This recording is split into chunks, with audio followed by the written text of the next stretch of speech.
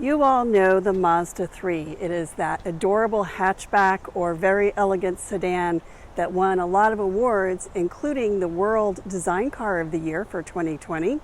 It is well priced in the mid-30s with everything, including head-up display and leather seating. But for 2021, there's something special under the hood.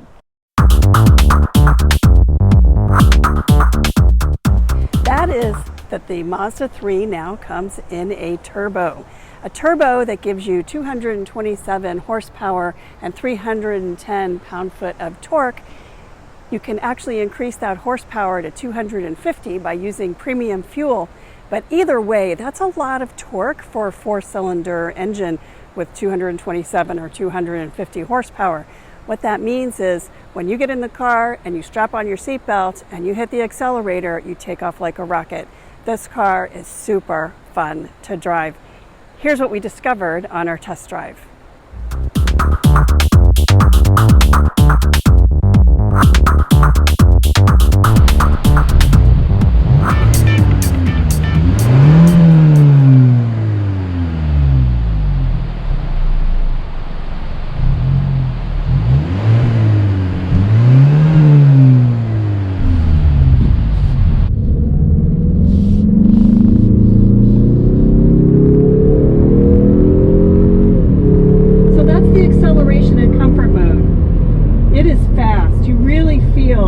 The acceleration on the gas pedal after you hit it to the floor, and then you feel like you need to let up because you're starting to hit your speed and the car continues to go.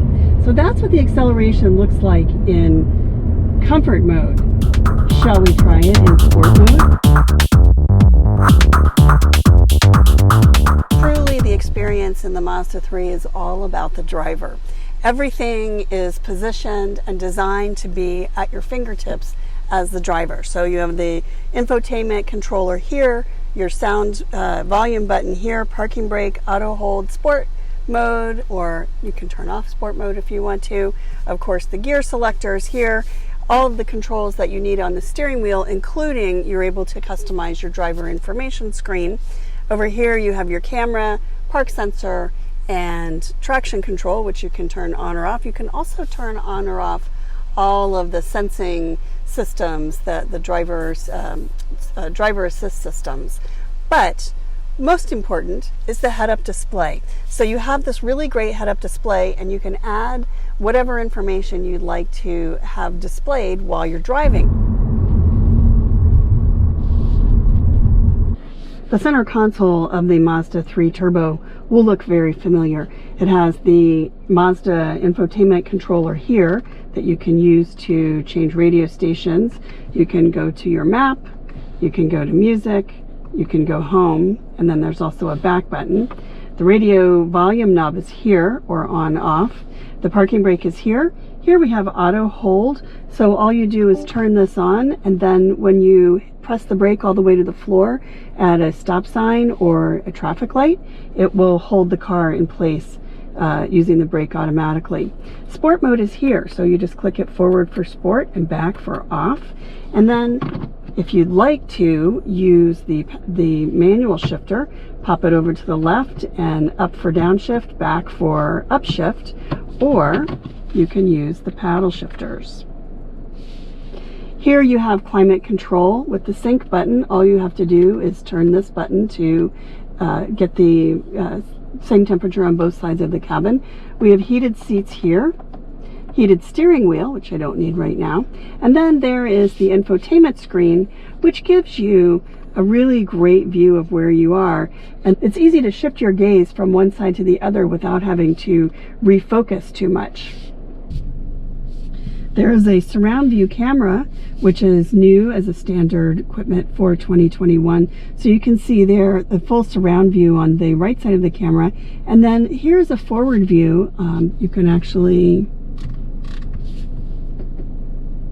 toggle between the different views. And then here is the rear view.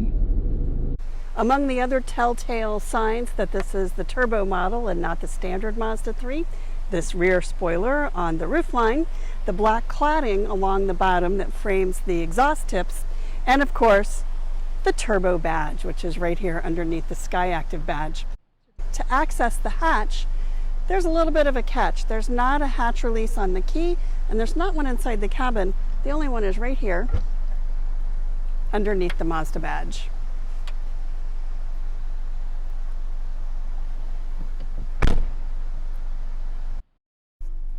The Mazda 3 is a hatchback after all. It's small, it's designed really for the driver and then conveniences that the driver needs, and sometimes that includes rear seat passengers. So there's not a ton of leg room in the rear seat, but there's enough for me, and for with the seat set for my driving position, I'm 5'8", I have enough leg room back here to go short distances, but probably not a long road trip. However, you could potentially fit a child car seat back here if you wanted to. If you needed to occasionally, it would be fine. Rear seat passengers do have an armrest and cup holders. There are no power ports back here, however. All right, I got a little bit of a clear path. I'm going to put it in sport mode.